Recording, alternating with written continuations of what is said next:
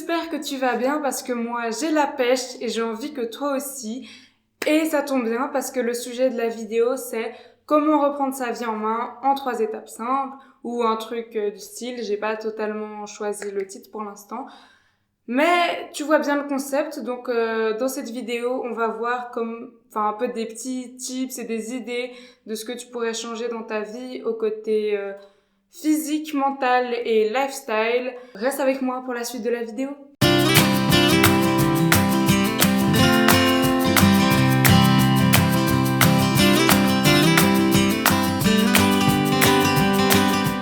Donc, j'ai noté tous mes trucs sur une petite feuille, c'était avant que j'ai le cahier. Maintenant j'ai le cahier, mais j'ai voulu faire cette vidéo depuis un moment et du coup ça restait dans mon ordi. Bref, tout est là.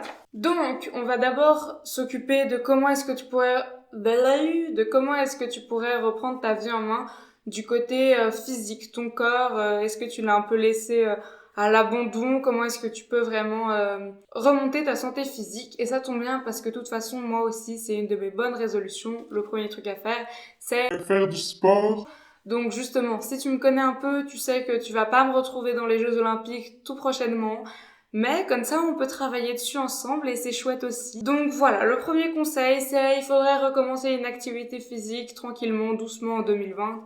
Ça peut pas nous faire de mal et c'est une bonne façon de reprendre sa vie en main.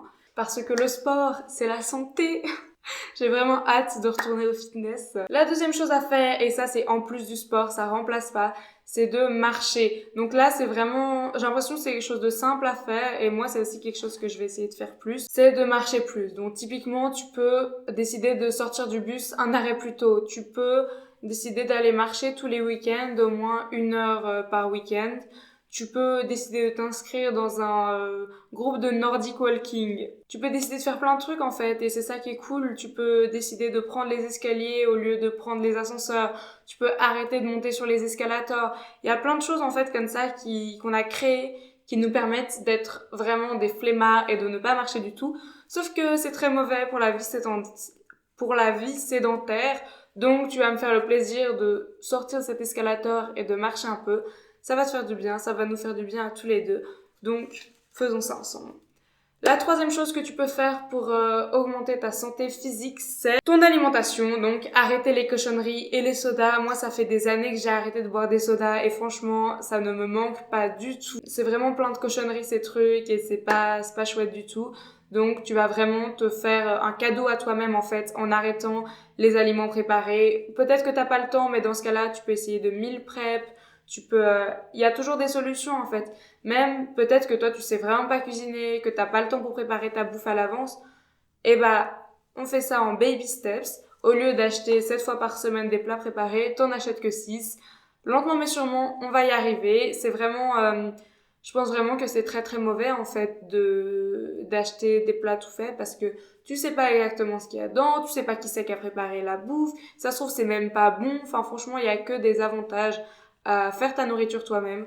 Donc c'est une bonne habitude à prendre si tu souhaites reprendre ta vie en main, physiquement parlant. Dans le même registre, va falloir bosser sur ton game de sommeil parce que là c'est plus possible. Si t'es quelqu'un qui a du mal à dormir, il y a énormément de personnes qui ont des insomnies, il y a énormément de personnes qui ont besoin de somnifères, énormément de personnes qui tout simplement ne font pas attention à leur sommeil parce qu'elles sortent et il y a rien de mal à aimer aller boire une bière avec ses potes ou à aimer aller en boîte, hein.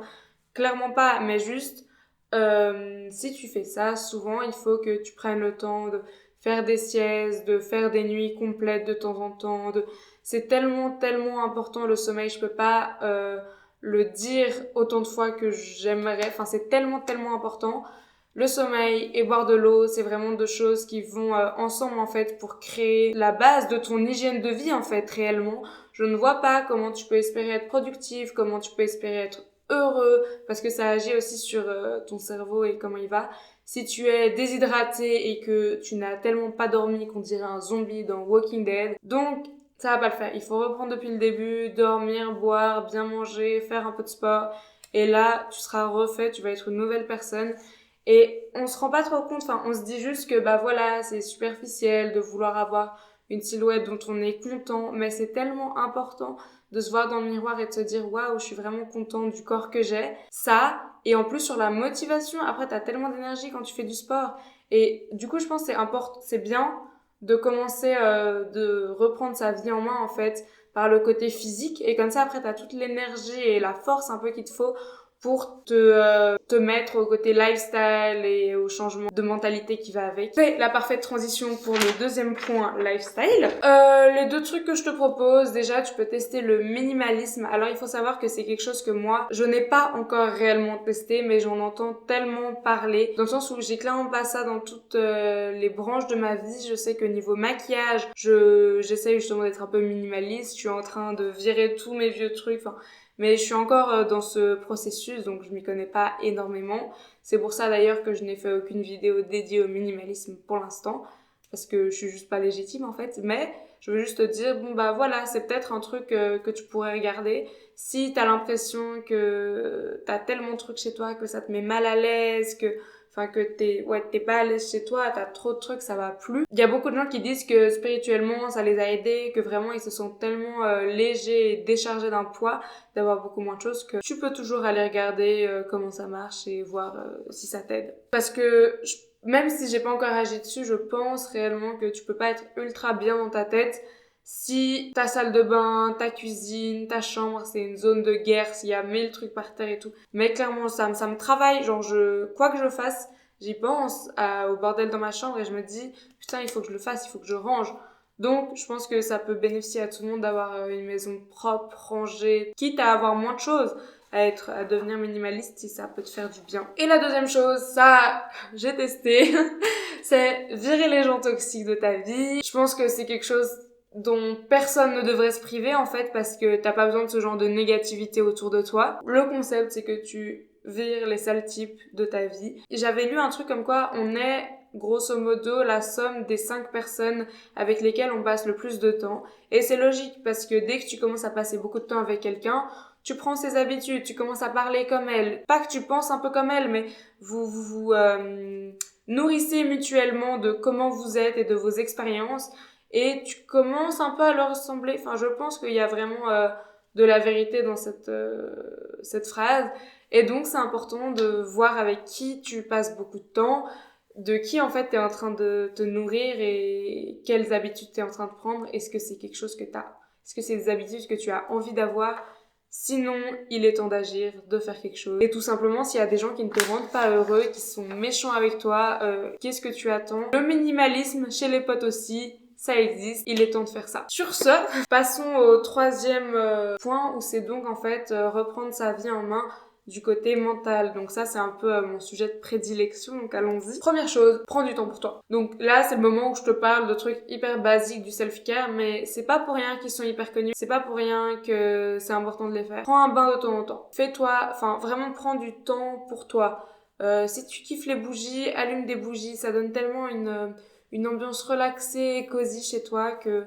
Enfin, moi, en tout cas, je trouve ça très chouette. Allume des bougies, écoute la musique que tu veux. Vraiment, prends le temps de te relaxer après ta journée de travail. C'est extrêmement important et c'est aussi utile d'avoir des moments, en fait, tout seul avec toi-même. Parce que tu peux juste pas tout le temps être entouré de gens, c'est épuisant. En fait, oui, tout ce que tu fais pour prendre soin de toi et te chouchouter physiquement, donc te laver, te brosser les dents, vraiment, même les plus petites choses, c'est des signes de l'amour que tu te portes à toi-même. Moi, je trouve ça beau et je trouve ça cool et c'est quelque chose qu'on ne devrait pas oublier en fait. Prends vraiment le temps de faire ces choses-là, pas à la va-vite et de les apprécier telles qu'elles sont. Ensuite, je te conseille également d'apprendre une méthode de relaxation. Parce que dans ce monde-là, tout le monde est stressé, tout le monde a des choses qu'il aimerait oublier le soir venu et réussir à se relaxer, méditer, aller dans ton lieu sûr, tout ça, c'est des choses dont tout le monde peut en bénéficier. Et mon dernier conseil, c'est d'arrêter de te complaire dans ta tristesse. Ça peut sembler un peu méchant dit comme ça, mais c'est vraiment quelque chose que j'ai vu, c'est quelque chose que j'ai vécu moi-même,